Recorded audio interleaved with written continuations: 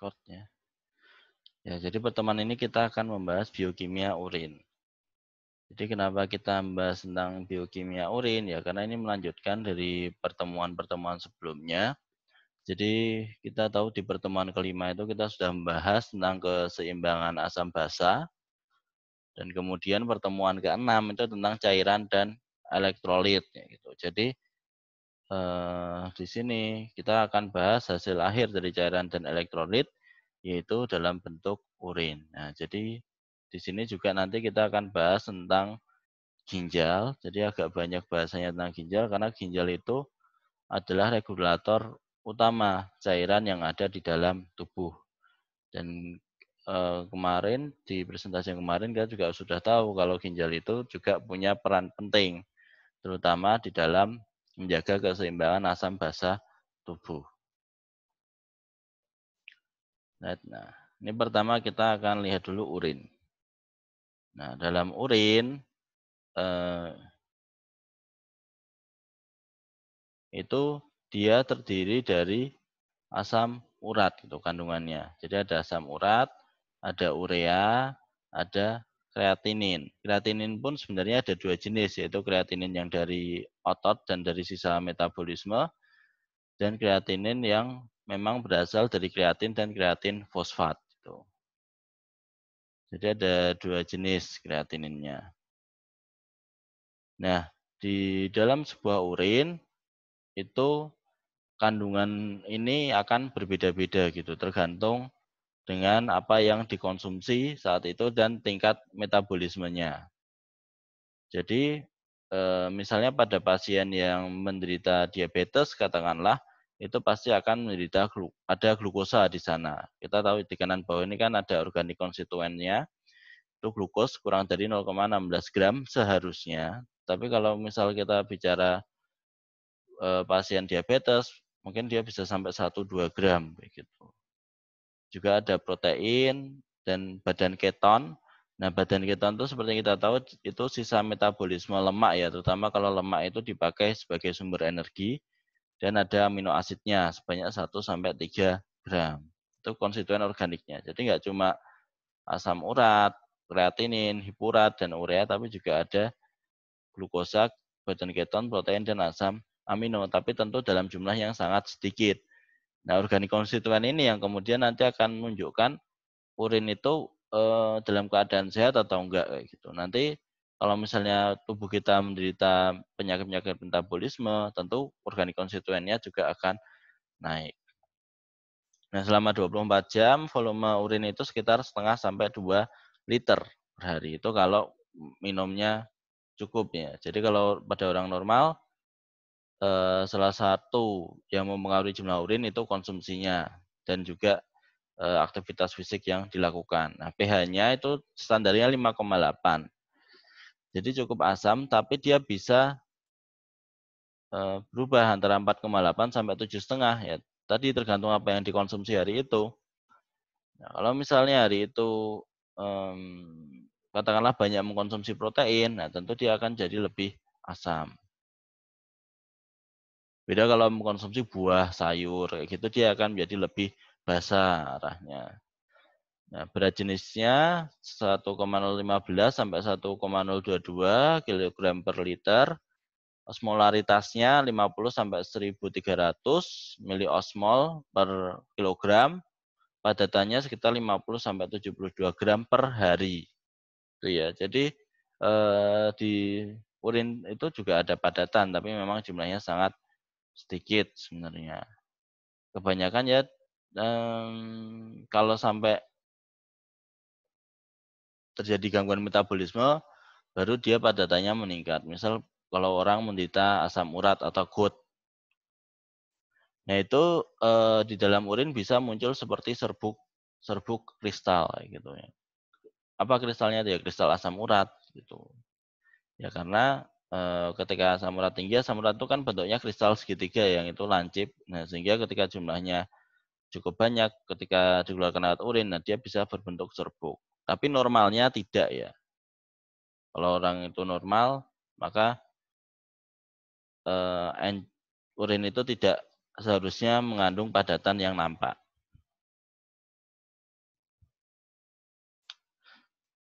Nah, pembentukan urin itu diawali ketika ginjal itu memang ingin membuang produk limbah sisa metabolisme tubuh. Jadi ginjal itu memang tugasnya membuang sisa-sisa metabolisme. Jadi jangan sampai mungkin kalian pernah dengar minum urin ketika pagi hari itu jadi semacam terapi ya. Tapi itu tidak benar karena di urin itu ya kandungannya tidak ada yang bermanfaat karena dia memang sisa metabolisme. Jadi meskipun itu di pagi hari juga ya enggak isinya bukan bagus juga, tapi tetap isinya zat-zat beracun yang dibuang setelah kita melakukan metabolisme, hati kita mengalami metabolisme sinobiotik di malam hari. Tuh, jadi ketika kita tidur itu sebenarnya tubuh kita kan sedang melakukan regenerasi, termasuk di situ terjadi metabolisme sinobiotik, jadi zat-zat racun itu berusaha dikeluarkan dari tubuh. Nah, keluarnya ya di pagi hari itu gitu. Jadi bukan berarti karena malam itu tidak makan apa-apa, urinnya jadi aman dikonsumsi atau bahkan bermanfaat jadi obat, itu tidak benar ya. Yang kedua itu untuk mengatur keseimbangan cairan dan elektrolit, yaitu berhubungan dengan mengatur keseimbangan asam dan basa. Jadi urin ini perannya sentral, terutama ketika dia mengatur metabolisme karbonat dan fosfat. Kita tahu ya karbonat dan CO3. Nah, di situ karbonat itu dia mengaturkan keasaman dari tubuh. Nah, itu sangat diatur oleh adanya ginjal. Sehingga kalau orang mengalami sindroma nefrotik, nah itu tubuh bisa menjadi lebih asam. Nah, ini catatannya, orang itu secara normal dia punya kemampuan homeostasis. Jadi dia bisa menjaga pH tubuh dalam keadaan normal. Namanya saya bilang ya pH tubuh itu sekitar 7,3, 7,45 sekitar itu.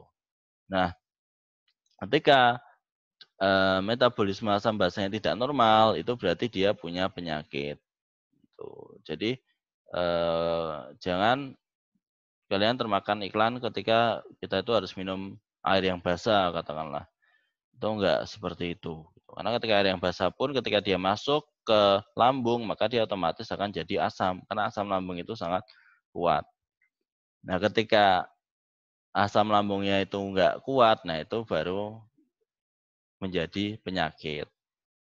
Tuh. Dan yang terakhir mengendalikan tingkat konsentrasi berbagai konstituen padat dalam cairan tubuh. Salah satunya ya asam urat. Tapi ada juga dalam bentuk protein dan glukosa juga tadi badan-badan keton. Nah, itu semua yang atur adalah ginjal gitu. Jadi ginjal itu fungsinya sentral.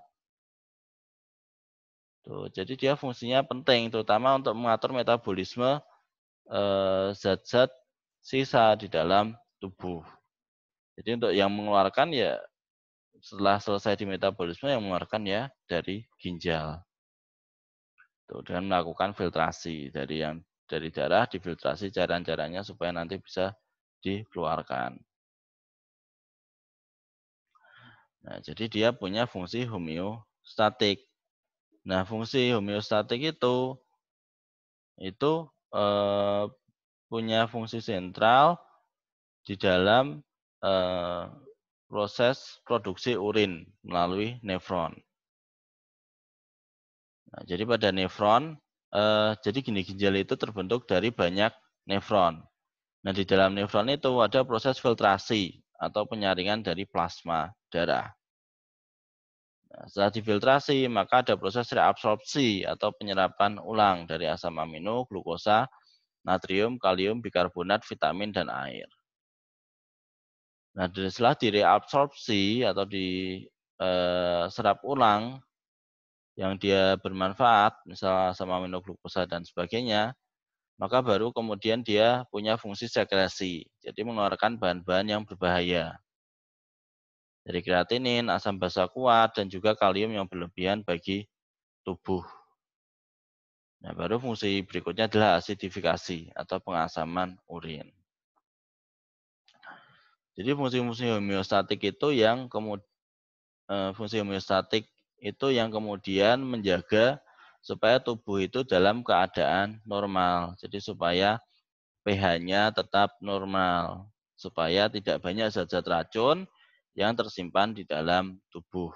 Jadi ada 4 fungsi filtrasi, reabsorpsi, sekresi, dan asidifikasi. Yang itu pada nefron terjadi pada berbagai bagiannya. Misal kita tahu ada kapsula Bowman, glomerulus, tubulus contortus proximal, lengkung Henle atau untai Henle, terus tubulus contortus distal, dan tubulus collectivus atau ductus collectivus.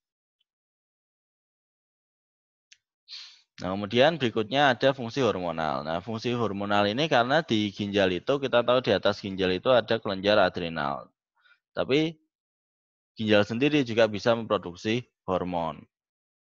Nah, terutama berfungsi ketika dia mengubah prohormon menjadi metabolit aktif. Jadi dari vitamin D3 menjadi 125 dihidrooksilocholekalsiferol atau vitamin D aktif. Yang itu kemudian bisa dimanfaatkan oleh tubuh. Kita tahu ya vitamin D itu dia masuk dalam tubuh dalam bentuk inaktif. Jadi kemudian dia harus diaktifkan, salah satunya oleh ginjal, menjadi 125 dihidrokolekkalsiferol.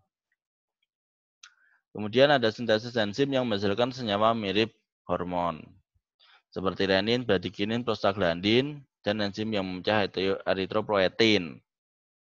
Itu berpengaruh pada metabolisme porfirin. Jadi enzim tersebut, nah itu disekresikan oleh ginjal, meskipun dia punya sifat dan mempunyai sifat-sifat yang mirip hormon. Jadi dia bisa berpindah. Maksudnya dia tidak hanya memiliki efek di ginjal, tapi punya efek di tempat yang lain, misal di pencernaan atau di organ-organ yang lain. Nah, yang terakhir fungsinya untuk mendegradasi hormon yang berlebihan. Kita tahu bahwa hormon-hormon itu ketika jumlahnya banyak tentu akan memberikan bahaya bagi tubuh. Misal ketika insulin terjadi hiperinsulinemia, jumlah insulin yang terlalu banyak, maka tubuh bisa mengalami hipoglikemik atau kadar gula yang lebih rendah. Atau ketika PTH berlebihan juga itu berbahaya karena meningkatkan proses kemampuan metabolisme tubuh. Juga ada glukagon yang itu fungsinya antagonisnya insulin, GH, prolaktin, dan gastrina. Semuanya itu ketika jumlahnya berlebihan akan didegradasi oleh ginjal dan kemudian nanti dikeluarkan melalui urin. Berikutnya adalah fungsi metabolik. Jadi yang berhubungan dengan metabolisme. Metabolisme ini berarti lebih ke arah metabolisme zat-zat makro, meskipun ada juga metabolisme xenobiotik. Nah, produksi anemia. Jadi di dalam ginjal itu juga melakukan deaminasi asam amino atau mengeluarkan gugus amin dari asam amino. Nah, sehingga akhirnya dia menghasilkan amonia dan karbon. Nah, sehingga urin itu memiliki bau khas. Dan ketika kita mengkonsumsi banyak protein, maka baunya juga menjadi lebih kuat atau bau pesing ya. Nah, itu kan salah satunya karena kandungan amonia yang terdapat di dalam urin. Nah, kemudian glutaminase dari ginjal itu memecah glutamin menjadi glutamat dan amonia. Nah, glutamat kemudian mengalami deaminasi dengan dehidrogenase sehingga terbentuk amonia. Meskipun asam amino yang didegradasi di ginjal dalam fungsi metaboliknya ada glutamat, alanin, dan glisin. Itu kemudian mengalami deaminasi oksidatif menghasilkan amonia dan asam alfa keto. Nah, asam alfa keto ini yang kemudian dipakai sebagai sumber energi atau kemudian bisa diubah menjadi glukosa melalui metabolisme gluconeogenesis. Nah, itu gluconeogenesis yaitu memberikan karbon untuk sintesis glukosa. Jadi dari asam alfa keto. Kadang disebutnya alfa ketoglutarat kayak gitu. Nah, kemudian juga melakukan kondensasi senyawa racun menjadi kurang toksik dan kemudian dapat diekskresi oleh tubuh atau dapat dikeluarkan oleh tubuh. Itu dari fungsi metabolik ginjal. Nah, berikutnya ini yang terjadi di dalam ginjal ada ekskresi, homeostasis, hormon sintesis, dan juga metabolisme. Ini ya tadi sudah saya jelaskan, ini hanya untuk menggambarkan dan memudahkan untuk mengingat ya. Jadi ekskresi itu ada air, garam, dan sebagainya. Homeostasis ada balance asam basa, balance elektrolit. Sintesis ada eritropoietin, kalsitriol. Juga metabolisme dari asam amino menjadi glukosa. Dan amino, kalau glukosanya tentu dengan proses gluconeogenesis dari asam alfa ketoglutarat. Kemudian glukosanya dikembalikan ke darah, sedangkan amino akan dikeluarkan melalui urin dalam bentuk NH3 atau amina. Nah, komposisi urin itu volume urin secara normal sekitar 600 sampai 2,5 liter atau 600 sampai 2.500 ml per 24 jam. Itu juga tadi dipengaruhi oleh asupan cairan, suhu lingkungan, kelembapan, diet, mental. Jadi stres tubuh ini juga mempengaruhi komposisi urin. Juga berat badan dan penyakit-penyakit. Jadi misal kita mengalami stres, stres, maka itu bisa mengaruhi produksi kortisol di dalam tubuh.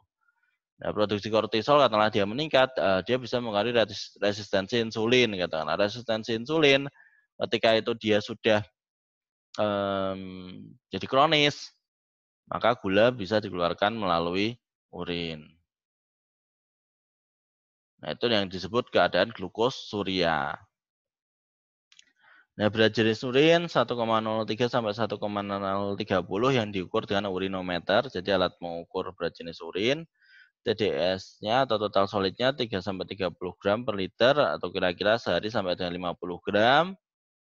Nah, total solid urin menghitungnya bisa dengan Long's coefficient. Jadi 2 angka di belakang komanya dari berat jenis, misal dia 1,030 itu dikali 2,66 dalam volume urin selama 24 jam. Misal 0,3 kali 2,66 itu adalah total solid urin dalam 24 jam.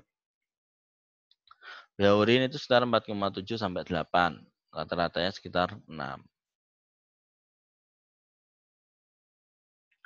Nah, ini untuk kita bagaimana menghitung kebutuhan cairan di dalam tubuh. Ini sebenarnya sudah ada di slide yang sebelumnya tentang cairan. Tapi karena belum saya jelaskan, jadi saya jelaskan dulu. Untuk metode menghitung kebutuhan cairan itu ada 4.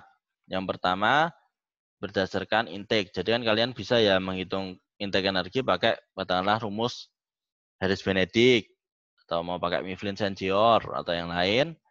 Nah, itu hasil kebutuhan kilokalori energinya itu tinggal aja dikali 1 mililiter.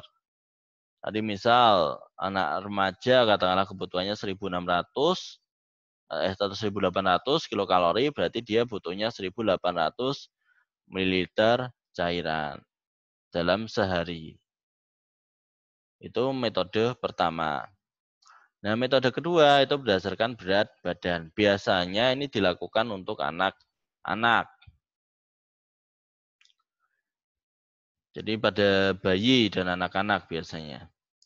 Jadi kalau pada bayi pertama dia umur 1 sampai 10 kilo itu sekitar 100 mili sampai 150 mili per kilogram berat badan. Jadi misalnya beratnya sekitar 5 kilo, maka kebutuhan cairannya sekitar 500 sampai 750 ml.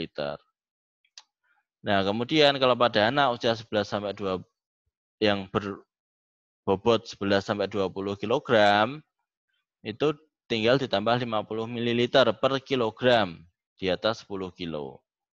Jadi misal ada anak beratnya 15 kilo katakanlah.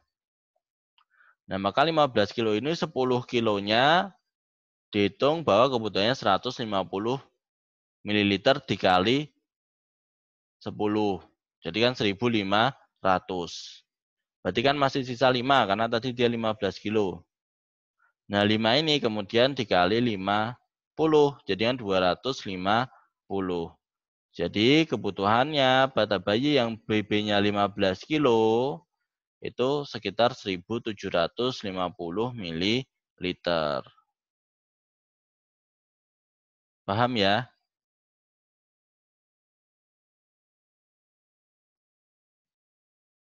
Halo?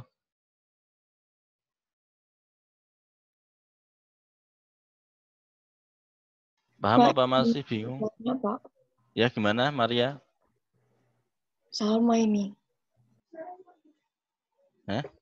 Salma, Pak. Paham ya? Pak, saya izin nanya. Ya. Heeh, gimana Salma? Berarti kalau 15 kilo itu Hmm. ngitungnya 10 kilonya dulu. Hmm. Baru sisanya yang kelebihan itu dikali 10. Dikali 50. Dikali 50.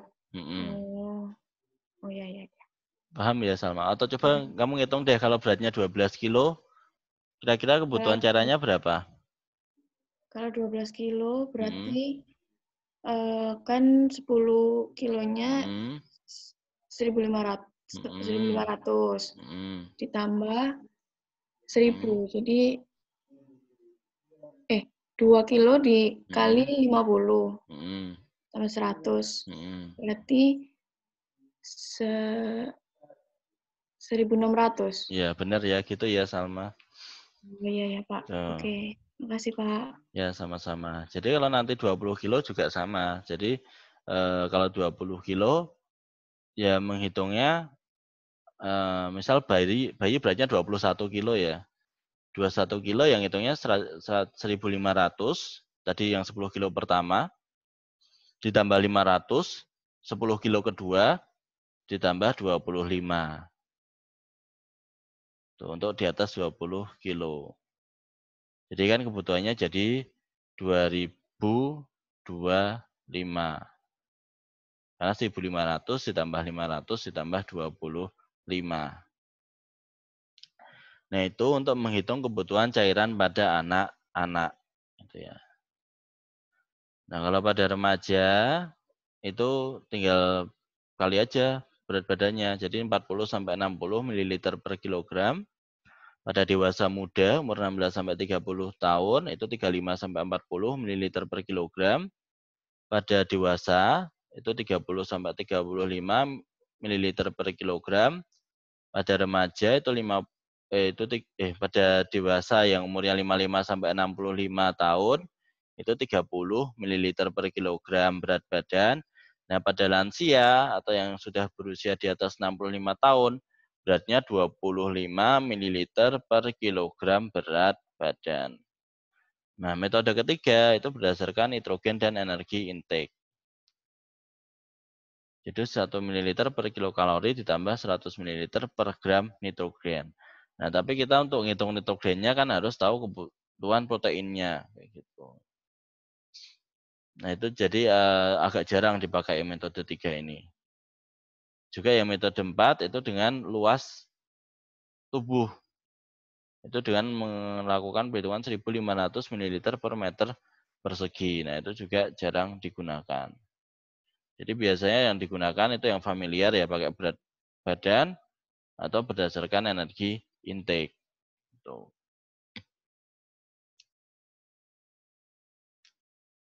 Nah, kemudian berikutnya sifat fisik urin normal itu warna, kejernihan atau transparansi, bau atau odor, pH, asam atau sampai alkalin, dan berat jenis atau density. Nah, pertama untuk warna itu sangat bervariasi dari kuning muda sampai kemudian dia berwarna kadang sampai kemerahan gitu.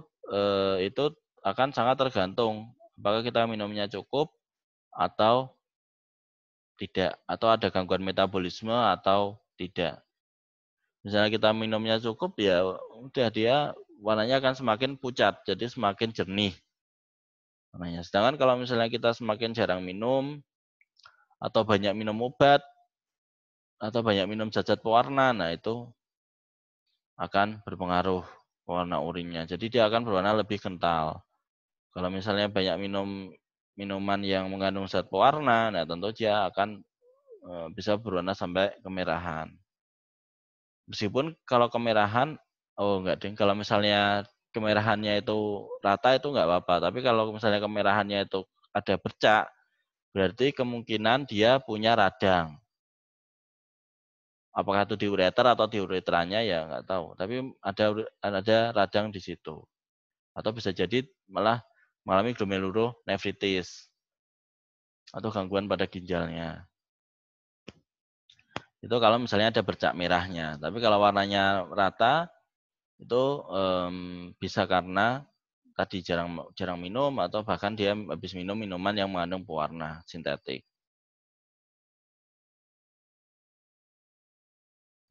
Sudah saya jelaskan. Nah, itu kalau urin gelap atau ada bercak-bercaknya itu berarti bisa karena hematuria. Jadi ada darah di dalam urin. Jadi salah satunya tadi karena radang. Atau bisa jadi hemoglobinuria, jadi eritrositnya atau hemoglobinnya ya sama aja, ya mirip sama hematuria, tapi secara spesifik penyebabnya bisa beda. Kalau hemoglobinuria soalnya spesifik hemoglobin, jadi kemungkinan besar dia mengalami glomerulonefritis atau dia glomerulusnya yang mengalami peradangan. Terus kemudian bilirubinuria, bilirubinuria itu sama itu kan sama-sama hasil sisa metabolisme protein. Nah, itu juga berarti ada gangguan di ginjal di glomerulusnya, tapi penyebabnya mungkin beda. Kalau bilirubin ini kaitannya biasanya metabolisme hati sama urobilin juga sama. Kalau porfiria itu dia karena produksi dari porfirin. Porfirin itu hasil sisa metabolismenya heme. Jadi ada gangguan di metabolisme porfirinnya. Berarti kemungkinan gangguannya malah di ginjalnya itu sendiri. Gitu untuk warna urin. Jadi kalau warnanya gelap, nah itu tandanya harus periksa ke dokter. Karena berarti dia memiliki penyakit, nah itu hematuria, hemoglobinuria, bilirubinuria, urobilinuria, ataupun porfiria. Kemudian berikutnya berat jenis urin. Nah, berat jenis urin itu diukur dengan urinometer. Urinometer itu jenis hidrometer, jadi dia akan mengukur berat jenis larutan. Nah, alat ini akan mengapung dalam air murni. Nah, semakin berat jenisnya itu tambah, maka alatnya akan semakin mengapung, jadi semakin tinggi. Nah, suhu tera alatnya itu 15 derajat Celcius. Jadi setiap perubahan suhu 3 derajat, berat jenisnya akan naik 0,001. Nah, sehingga ketika misalnya ini kita mengukur berat jenis urin pada kamar bersuhu 27 derajat Celcius. Nah, terbacanya 1,020. Maka angka koreksinya hitungnya gimana? Menghitungnya pertama kita tentukan dulu. Itu dia kan awalnya 15 ya, berarti 27 dikurangi 15. Jadi kan ada perbedaan 12 derajat lebih tinggi. Nah, karena 12 derajat lebih tinggi dan perubahan suhunya terjadi setiap 3 derajat, berarti 12 derajat itu dibagi 3 derajat. 12 dibagi 3 adalah 4. Nah, 4 itu kemudian dikali 0,01. Jadi, angka koreksinya adalah 0,004. Nah, karena dia naik, berarti berat jenis urinnya ditambah. Jadi, 1,020 ditambah 0,04, jadinya 1,024. Itu berat jenis urin yang sebenarnya. Tuh, jadi kalau kita menggunakan urinometer, nah kita lihat suhu tara alatnya. Kalau biasanya sih 15 derajat Celcius. Begitu untuk berat jenis urin. Nah, berikutnya senyawa-senyawa dalam urin normal tadi sudah saya sebutkan. Jadi urea, asam urat, dan kreatinin atau hipourit. Nah, itu kalau itu normal. Tapi komponen lainnya ada banyak. Yang paling banyak NaCl atau natrium klorida dan ada lebih dari 100 senyawa lain dalam jumlah yang sedikit-sedikit. Misal kayak protein ya sebenarnya ada di urin, cuma jumlahnya sangat sedikit. Jadi harusnya tidak terdeteksi. Kalau sampai terdeteksi berarti ada gangguan di dalam urin. Kemudian ureum dalam urin. Nah, urea itu adalah hasil akhir dari metabolisme protein, di mana ekspresi urea 24 jam itu adalah 25-50 gram. Nah, kalau misalnya urea ini gagal dikeluarkan dalam urin, jadi ada banyak ureum di dalam darah, maka disebut uremia. Nah, uremia ini dia banyak terjadi pada mereka yang sudah mengalami gangguan ginjal. Terutama mungkin yang GFR-nya sudah rendah, nah, atau glomerular filtration rate, atau intinya ginjalnya sudah rusak cukup parah. Nah, sehingga kemudian ureumnya tidak semuanya bisa dikeluarkan. Nah, sehingga ureum ini kemudian nanti dikeluarkannya dengan cara proses dialisis. Jadi urin dialisis dari pasiennya, atau dengan kata lain pekerjaan ginjal itu diambil oleh mesin dalam sementara waktu. Nah, ureum yang terlalu tinggi dalam darah bahayanya dia akan meracuni sel otak. Nah, kalau dia meracuni otak, maka otak ini bisa akhirnya mengalami keracunan, kemudian bisa menyebabkan kematian. Nah, meskipun gejalanya satu-satu ya dari kesadarannya menurun, terus mual, muntah, sampai dengan anoreksia. Nah, kalau parah banget ya bisa sampai koma. Nah, itu tandanya bisa dilihat dari nafas yang bau urin. Gitu. Jadi kalau misalnya ada orang pingsan kemudian kok nafasnya bau urin, nah ini berarti kemungkinan dia mengalami uremia. Tuh, karena nafasnya jadi urea yang keluar bersama udara pernafasan. Itu dari ureum di dalam urin. Berikutnya adalah asam urat dalam urin. Nah, asam urat ini hasil lahir katabolisme purin dari nukleoprotein makanan yang bersifat eksogen dan hasil dari penghancuran sel yang bersifat internal. Nah, kalau dia makanan itu banyak mengandung inti sel, itu akan meningkatkan asam urat di dalam urin. Nah, asam uratnya jumlahnya akan meningkat. Nah, asam urat yang banyak ini kemudian kalau dia tidak bisa dikeluarkan lewat urin, nanti akan ditumpuk di dalam tubuh. Numpuknya gimana nih? Jadi akan lewat aliran darah, tapi karena ini berat, asam urat ini lebih berat dari darah biasanya, maka dia akan turun sesuai dengan gravitasi. Jadi dia akan ke bawah saluran darah, nah kemudian kalau sudah sampai di tempat yang paling bawah, dia nggak akan susah untuk naik lagi. Jadi dia akan berkumpul di situ. Makanya kalau orang itu menderita asam urat, pertama dilihat kakinya dulu. Apakah kakinya itu bengkak atau tidak. Persendian kaki biasanya ngumpul di situ. Atau untuk berjalan sakit, katakanlah. Nah itu mungkin tanda-tanda asam urat. Nah konfirmasinya gimana? Konfirmasinya ya dicek darah. Dicek tes, dilihat asam uratnya berapa. Nah, asam urat ini sukar larut dalam keadaan asam dan lebih mudah larut dalam keadaan basa. Jadi kalau orang itu terlalu lama mengandung menderita asam urat, maka otomatis asam uratnya akan jadi semakin parah.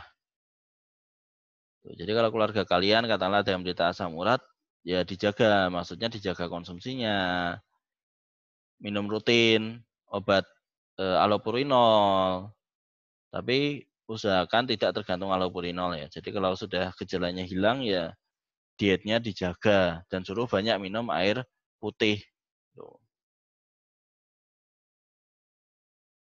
Nah, kemudian kreatinin pada urin. Nah, kreatinin ini apa sih? Kreatinin ini adalah hasil pemecahan kreatinin fosfat ketika otot itu berkontraksi. Jadi ketika otot ini kan dia bisa berkontraksi relaksasi ya, dan itu berjalan secara terus-menerus ketika kita beraktivitas.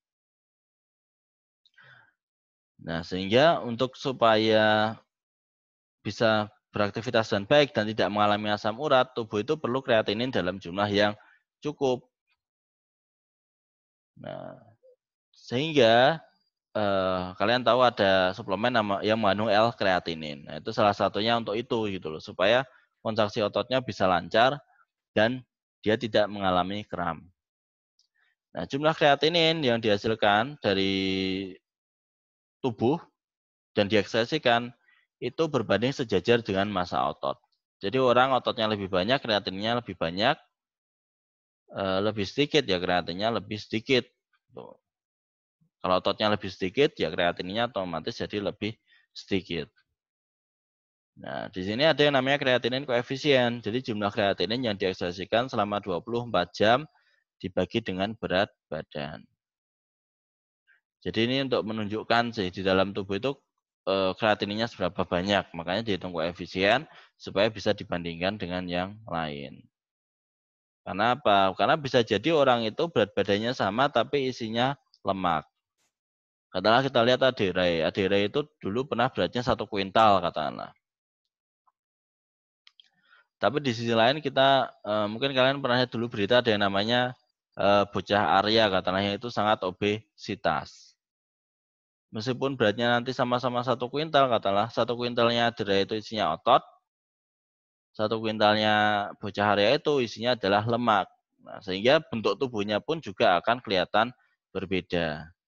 Nah, ekstraksi kreatininnya juga akan berbeda. Tentu kreatinin dari seorang Aderai yang beratnya 100 kilo akan jauh lebih banyak daripada bocah Arya yang sama-sama bobotnya 100 kilo tetapi mayoritasnya isinya adalah lemak. Jadi itu dari fungsi kita mengukur kreatinin urin atau ekstraksi kreatinin di dalam urin. Kemudian berikutnya pH urin. Nah, pH urin ini dipengaruhi oleh banyak hal. Tadi kan kita tahu ya, itu range dari 5,8 sampai 8 sekitaran. Nah, itu karena dipengaruhi banyak hal. Yang pertama, kalau misalnya dia alkali atau basa. Kalau dia basa, itu biasanya sesudah kita makan. Terutama makanan yang tinggi sayur dan buah-buahan. Jadi nggak sembarang makanan gitu. Kalau makannya banyak protein, ya sama aja nanti jadinya asam. Tapi makanannya harus banyak sayur dan buah supaya jadi alkali. Kemudian bisa habis vomit, habis muntah berat. Jadi muntah dalam jumlah banyak. Nah ini kalau yang keempat itu bisa karena dia mengalami hiperventilasi. Hiperventilasi apa ya? Dia kebanyakan menerima oksigen dari luar. Sehingga akhirnya karbonatnya berkurang drastis gitu ya. Sehingga kemudian di dalam tubuh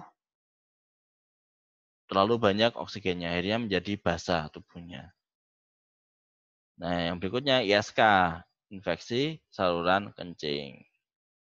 Jadi kemudian ureum itu dia menjadi HCO3+ dan amonia. Jadi kemudian HCO3+ dan amonianya beredar di darah. Dan di urin akhirnya ada bercak-bercak darahnya mengalami infeksi.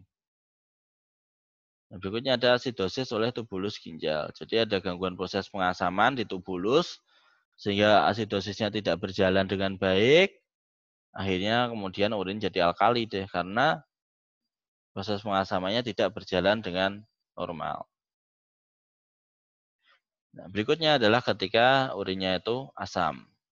Nah, kalau urin itu asam hanya ada 2 alasan. Jadi bisa kita simpulkan sebenarnya urin ini cenderungnya netral atau malah cenderung ke agak basa. Kalau dia sampai asam, yang pertama itu ada karena dia ketosis. Jadi kondisi di mana asam keton itu digunakan sebagai energi. Jadi oksidasi asam lemaknya naik, kemudian lemak ini digunakan sebagai energi, akhirnya dia menyisakan badan keton. Nah, kalau pada diabetes sampai bisa menjadi ketoasidosis. Jadi tubuhnya asam karena penumpukan keton. Kalau orang normal hanya sampai ketosis gitu, tidak sampai ketoasidosis karena metabolisme dari insulinnya masih normal. Nah, yang kedua bisa karena asidosis sistemik. Jadi tubuh mengalami asidosis, baik itu respiratorik atau metabolik. Itu ada di slide yang kemarin, nanti bisa dibaca lagi. Nah, itu bisa menyebabkan urin itu menjadi asam dan terjadi peningkatan ekstraksi dari fosfat atau NH4+. NH4+ itu amina. Nitrit, nah itu NH4+. Itu kalau terjadi asidosis secara sistemik. Jadi di dalam tubuh ini terjadi asidosis. Ya meskipun asidosis respiratorik dan metabolik selain ini karena NH4+ atau nitrit itu tadi ya atau nitrat juga bisa terjadi karena fosfat atau HPO4+ yang itu jumlahnya kurang. Itu bisa menyebabkan asidosis sistemik. Jadi tubuh kan untuk musim panas basah kan ada karbonatnya, ada Na+. Nah, untuk yang anionnya itu seelmin dan fosfat. Nah, itu kalau misalnya seelmin dan fosfatnya terlalu banyak, dia bisa menjadi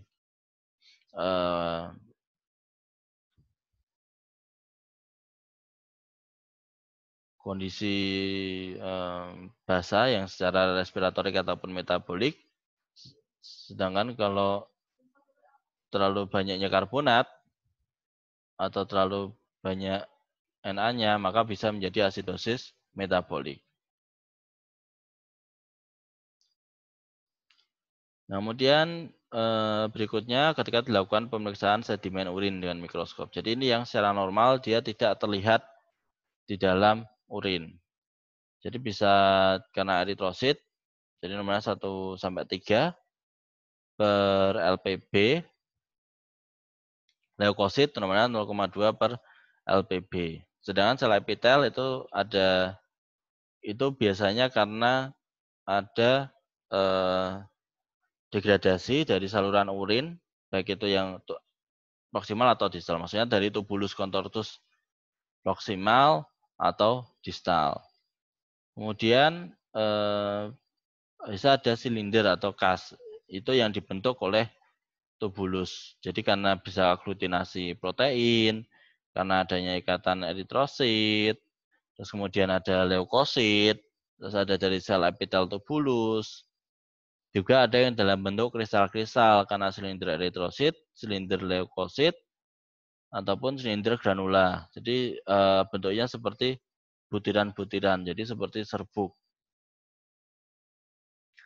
Nah, kemudian ada kristal. Nah, sebenarnya kalau ada kristal dan endapan amorf, kalau jumlahnya kecil, jadi mungkin kalian ketika kencing terus habis itu belum tidak mengkonsumsi air dalam jumlah yang cukup, itu kan pasti nanti ada bentuk seperti butiran-butiran.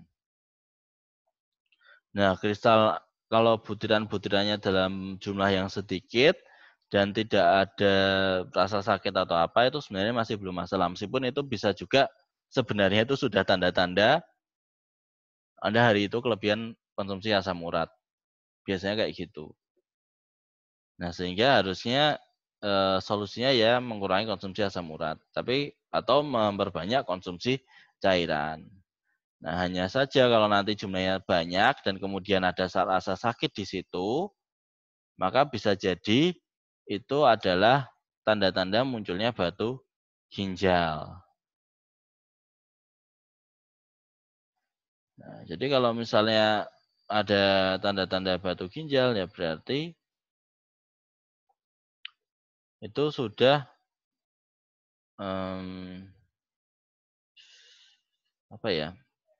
sudah harus berhati-hati. Terutama kalau misalnya ketika kalian kencing kok ternyata terasa sakit, nah itu berarti mungkin ada masalah di situ. Nah, LPB itu sebenarnya saya juga agak lupa sih kepanjangannya, tapi dia dari terjemahan MCU ya, Mean Corpuscular Unit. Mean Corpuscular Unit itu adalah ukuran dari sel darah. Jadi kalau normalnya 1,3 per LPB-nya. Kalau yang eritrosit, leukosit 0-2 per LPB.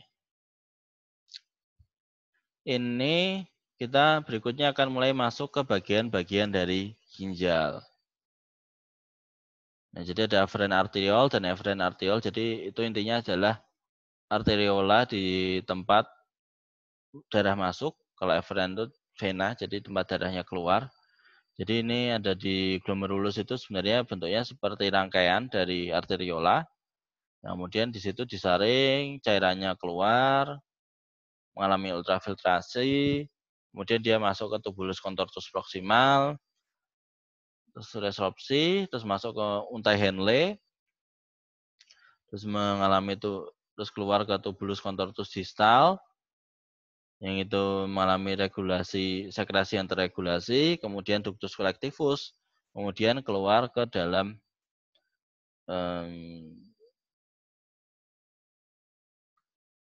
ductus collectivus yang rongga yang ada di dalam ginjal. Jadi kemudian di situ prosesnya ada ultrafiltrasi. Oh, jadi ini di sini ultrafiltrasi itu dia yang bisa lolos dari ultrafiltrasi. Itu adalah semua solut plasma komponen yang lebih kecil dari 3 nanometer atau 15 kilodalton. Itu yang bisa lepas dari ultrafiltrasi. Kemudian ketika di tubulus contortus dia mengalami proksimal, dia mengalami sekresi dari H+, K+, obat-obatan, dari metabolisme sinobiotik, asam urat, dan kreatinin. Nah, kemudian berikutnya mengalami resorpsi di tubulus contortus distal, dan itu bisa yang diresorpsi ada glukosa, laktat, 2-oksoasid, amino asid, dan semua senyawa-senyawa mineral atau ion dari natrium, kalium, kalsium, magnesium, klorida, sulfat, fosfat, dan juga karbonat, air, dan yang lain-lain. Termasuk pertama adalah apa yang disebut dengan nefron. Nefron itu tadi bentuk, kalau kita bicara ginjal, ginjal itu terdiri dari nefron yang digambar di sini. Jadi untuk proksimal, tubulus contortus distal, sampai collecting duct-nya, itu semuanya adalah bagian yang disebut sebagai nefron. Nah, di dalam ginjal itu terdiri dari 1 sampai 1,5 juta nefron. Jadi nefron itu terdiri dari tadi glomerulus, kapsula Bowman. Kapsula Bowman itu yang bentuknya ini ya seperti huruf C ini yang dia fungsinya untuk sebagai tempat dari glomerulus. Itu ya, yang dikotai hijau ini. Itu yang di luar kapsula Bowman, terus yang di dalam itu glomerulusnya. Terus tubulus contortus proximal, simpai Henle, untai Henle, atau lengkung Henle, atau ansa Henle itu sama.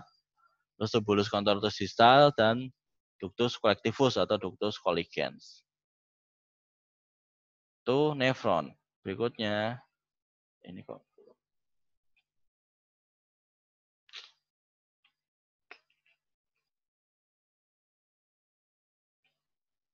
Ah. Oh iya. Nah, di dalam glomer ini masuk nefron itu ada di korteks ya. Jadi kalau misalnya kalian lihat struktur ginjal, itu ada korteks, ada medula. Nah, di korteks itu yang bagian luar itu dia isinya mayoritasnya nefron, jadi dari glomerulus, dari tubulus contortus proximal, tubulus contortus distal itu sama sebagian untai Henle itu ada di korteks, sedangkan di medula itu isinya ductus collectivus dan sebagian dari untai Henle. Jadi mayoritasnya ada di korteks ginjal. Nah, glomerulus, urin itu merupakan hasil filtrasi darah oleh glomerulus. Filtration rate-nya atau kecepatan filtrasinya itu dipengaruhi oleh dan dalam ginjal. Nah, air bersama zat aduksa, natrium, klorida, berbuat ratusan enzim hormon bersama dalam plasma dan filtrat itu kemudian dikeluarkan, di mana di tiap menit itu dihasilkan 100 filtrat, 100 ml filtrat. Nah, protein dan sel itu nggak bisa lewat dari ultrafiltrasi, karena hanya ke yang 50 nanometer. Dan kemudian kalau parah ada glomerulonefritis, itu peradangan, jadi permeabilitas membran itu meningkat, urinnya bisa mengandung protein, jadi protein urea, terus kemudian bisa mengandung sel darah atau hematuria, dan daya ginjal meloloskan ureum berkurang. Jadi ureumnya kemudian banyak yang terkumpul di dalam darah. Jadi fungsi ginjal utamanya ureum dari dalam tubuh. Nah, hitungannya untuk menghitung kualitas ginjal namanya GFR atau glomerular filtration rate, jadi kecepatan filtrasi ginjal. Di sini lajunya itu berhubungan dengan jumlah filtratnya yang terbentuk sampai 120 ml per menit. Jadi paling enggak 120 ml per menit baru kita bisa bilang GFR-nya bagus. 1/5 dari volume plasma yang sampai ke glomerulus. Nah, filtrat itu bentuknya menyerupai plasma tapi dia rendah kandungan protein. Karena protein itu kemudian nanti bisa diresorpsi atau diserap ulang. Kalau misalnya dia terpaksa bisa lepas dari glomerulus, di tubulus contortus proximal. Kemudian ada sekresi dan absorpsi. Itu kebanyakan di tubulus contortus distal. Nah, kalau tadi di proximal itu fungsi utamanya reabsorpsi, yang kemudian mengambil lagi yang dari glukosa, asam amino, asam urat, elektrolit, natrium, klorida, bikarbonat yang tadi bisa lolos dari glomerulus, itu diserap lagi, kemudian dimasukkan ke aliran darah. Kemudian untai Henle itu fungsinya resorpsi air dan natrium, jadi air dan natrium itu diserap ulang di untai Henle. Nah, tubulus contortus distal itu fungsinya untuk mensekresikan, jadi mengatur, tapi juga menyerap ulang air sih, seperti di ductus Colligens gitu. Nanti diserap ulang sebagian airnya di tubulus contortus distal juga. Dan itu untuk mengatur kadar-kadar ion natrium, kalium, bikarbonat, fosfat, dan hidrogen. Baru nanti betul-betul air itu nggak bisa diserap lagi di ductus Colligens. Jadi itu sudah cuma tinggal lewat aja keluarnya air dari situ. Tadi korteks Brissia-apa sudah, medula Brissia-apa juga sudah. Nah, cairan di dalam medula ginjal. Jadi kan ada korteks medula. Medula itu yang bawah itu hipertonik, di mana elektrolitnya lebih tinggi dari plasma. Jadi nanti masih akan ditambahkan air kembali dari ductus collectivus atau ductus colligens. Ini tubulus contortus proximal, protein diserap kembali secara endositosis dengan diuraikan menjadi asam amino. Yang diserap kembali secara aktif ada 6, asam amino, glukosa, natrium, kalium, ion asetoasetat, vitamin, dan air. Tapi air ini jumlahnya hanya sedikit ya yang diserap dari contortus proximal. Karena memang bukan fungsi utama, yang fungsi utamanya menyerap yang lain untuk resorpsi, terutama dari bahan-bahan organik yang penting bagi tubuh. Kalau kreatinin dia tidak diserap kembali. Kalau sudah keluar ya keluar. Karena tadi dia keluar dari hasil metabolisme yang ada konstruksi di dalam otot.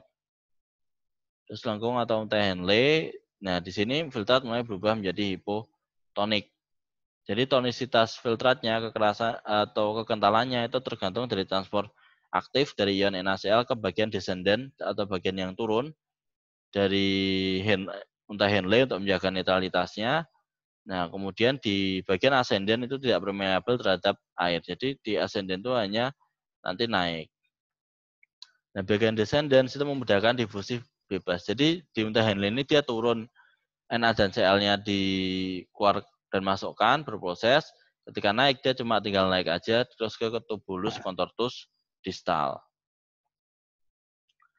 Nah, di tubulus contortus distal ini ada filtrat hipotonik, jadi menarik bagian ascendant atau bagian naiknya dari untai Henle ke dalam tubulus distal. Di sini ada penyapan sekresi dan pengasaman. Jadi dia tetap ada proses juga di situ. Di mana ada hormon aldosteron yang mengendalikan penyerapan Na dan mensekresikan K untuk atau hidrogen setiap Na yang terserap dan bersamaan dengan pelepasan amonia untuk kemudian itu yang disebut sebagai pengasaman urin. Juga ada ADH, antidiuretik hormon, yaitu menggalakkan penyerapan air dalam tubulus distal, itu untuk meningkatkan permeabilitas collecting duct, sehingga air kemudian mengalir secara osmosis ke dalam jaringan interstisial atau jaringan di antara organ-organ tubuh. Itu dia untuk menggerakkan penyerapan airnya dengan antidiuretik hormon atau hormon ADH. ADH ini dilepaskan dari hipotalamus ya. Jadi dari otak, itu kalau kita dehidrasi, itu ADH-nya PTH akan merangsang PTH-nya merangsang hipotalamus untuk kalau kita dehidrasi kekurangan cairan, maka kemudian hipotalamus melepas ADH untuk dia atau hipotalamus kemudian akan menahan, kalau dia dehidrasi berarti akan melepas ADH, kemudian dia akan menggalakkan resorpsi air yang ada di tubulus contortus distal. Jadi kalau orang itu dehidrasi, hipotalamusnya terangsang, kemudian mengeluarkan ADH, ADH kemudian menyerap air di tubuh distal. Meskipun rangsangannya nggak hanya karena dehidrasi maksudnya, karena menurun durasi atau kebiasaan rokok itu akan lebih jarang pipis sebenarnya. Karena cairannya banyak yang diserap kembali. Nah, sehingga air kencingnya akan jadi lebih atau lebih tinggi. Makanya ginjalnya juga ada risiko. Ini senyawa inorganik yang ada di dalam urin, kemudian penyerapan glukosa dalam tubuli. Jadi tubulus itu juga ada resepsi glukosanya di tubulus proksimal terutama. Kemampuannya 350 mg per menit. Nah, itu ada nilai batasnya disebut tubular maximal capacity of glucose. Jadi kemampuan maksimal untuk menyerap glukosa. Jadi setara dengan kadar glukosa 170 mg per sen. Nah, di mana kemudian kadar glukosa lebih dari itu bisa menyebabkan glukosa masuk ke dalam urin yang disebut sebagai glukosuria. Nah, kalau misalnya dia melampaui tubular maximal of glucose, itu disebut renal glukosuria. Jadi dikatakan glukosuria kalau misalnya ginjalnya itu rusak dan kemudian glukosa keluar di dalam urin, sehingga glukosa darahnya jadi sekitar 170 sampai 150 mg per sen yang keluar di dalam urin. Itu ya. Jadi glukosa darah ini maksudnya glukosa darah yang ada di dalam ginjal. Jadi dari berproses dimasukkan dari pembuluh darah ke ginjal, ginjal kemudian nanti dikeluarkan. Nah, kalau glukosuria kalau lebih dari 170 sampai 180 mg per sen glukosanya. Ini untuk regulasi air, detailnya dia punya dua jenis, obligatory water resorption, jadi penyerapan air dan mengikuti bahan-bahan yang diserap dengan tekanan osmotik, seperti NaCl dan glukosa, tapi glukosa kurang bisa diserap. Sehingga ketika orang itu mengalami diabetes, glukosa tidak diserap dengan baik, air keluar dan glukosuria, jadi 100 sampai 180 mg per sen glukosanya. Kemudian karena harus mengeluarkan glukosa juga, jadi dia menjadi poliuria atau sering kencing. Nah, di saat yang sama karena airnya banyak yang dikeluarkan, jadi dia cepat haus atau mengalami polidipsi. Nah, di situ juga ada fakultatif reabsorption atau penyerapan air kembali secara fakultatif itu dengan rangsangan dari hormon ADH yang salah satunya dirangsang karena dehidrasi. Nah, di dalam ginjal itu dikenal juga yang namanya clearance. Clearance itu adalah fungsi sekresi tubuh untuk mempertahankan kadar bahan tertentu dalam darah. Nah, renal clearance itu adalah kemampuan ginjal membersihkan sejumlah volume darah dalam suatu waktu tertentu yang dikeluarkan melalui urin dalam waktu 1 menit. Jadi ini kalau GFR-nya bagus, tentu clearance-nya juga akan bagus. Nah, renal clearance dipengaruhi oleh berat badan, umur, jenis kelamin, zat yang diuji clearance-nya. Misal kita, jadi gini, clearance ini biasanya dipakai untuk kita menghitung berapa banyak sih zat itu tertahan di dalam tubuh dan bisa dikeluarkan melalui urin. Misal nih, kita mengetes efektivitas dari paracetamol katakanlah. Kalau kita lihat paracetamol ini berapa banyak sih yang clearance-nya dari urin. Nah, itu nanti kemudian jadi akan mempengaruhi kualitasnya dari urin tersebut dan kualitas dari obatnya itu. Kalau clearance-nya rendah ya berarti obatnya banyak yang tertahan di dalam tubuh. Kalau clearance-nya tinggi berarti dia otomatis aman dan banyak yang dikeluarkan dari tubuh. Luas permukaan tubuh itu juga mempengaruhi, jadi setiap meningkatkan 1,73 per meter persegi. Nah, ini salah satunya dengan menghitung creatinine clearance. Jadi normalnya clearance-nya dari creatinine. Kalau inulin eksogen itu kita kalau creatinine itu dari endogen secara 100 ml, range-nya 95 sampai 105 ml per 1,73 meter persegi. Sedangkan normalnya untuk inulin yang itu dari eksogen itu 120 ml atau 1,73 meter persegi. Jadi misal contohnya di sini adalah kita pakai inulin. Inulin kita tahu salah satu serat pangan. Misal contoh normal clearance-nya inulin itu eksogen 120 ml per 1,73 meter persegi. Nah, uji fungsi ginjal ini dengan creatinine clearance. nanti bisa dibaca sendiri. Intinya misal contohnya luasnya 1,52 meter persegi, clearance normalnya 1,52 per 1,73 kali 100 ml, jadi 87,9 ml per menit. Itu nanti bisa dipakai untuk menghitung persen dari fungsi ginjal.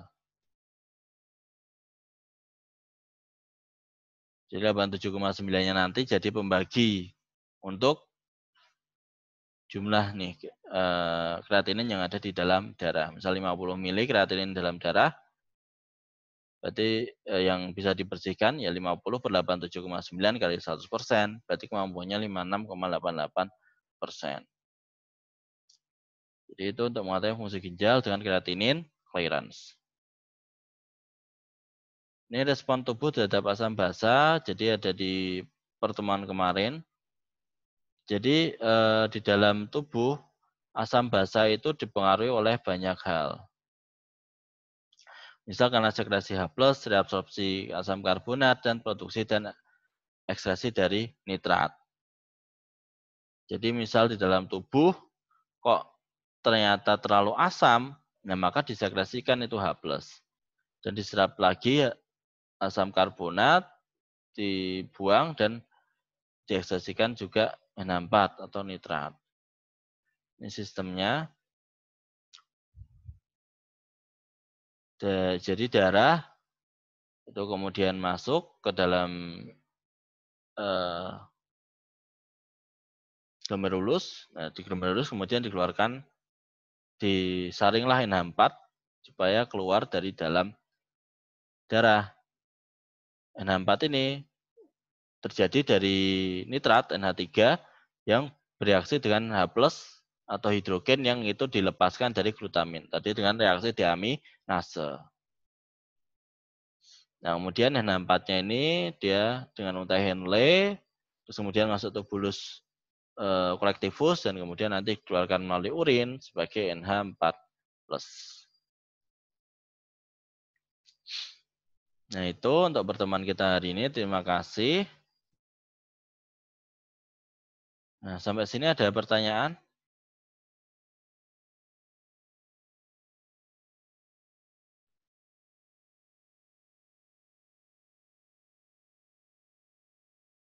Halo?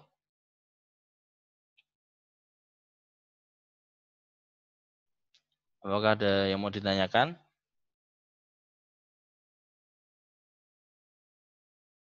Dari saya enggak, Pak. Enggak ya? Cukup, Pak. Cukup ya. Ya udah kalau gitu kita sudahi pertemuan kita hari ini. Terima kasih atas kehadirannya. Semoga ini bermanfaat dan berarti nanti minggu depan kita akan mengadakan UTS. Ini sekian pertemuan kita hari ini. Terima kasih. Wabillahi taufiq wal hidayah. Wassalamualaikum warahmatullahi wabarakatuh. Waalaikumsalam warahmatullahi wabarakatuh. Terima kasih, Pak. Ya, sama-sama. Assalamualaikum warahmatullahi wabarakatuh.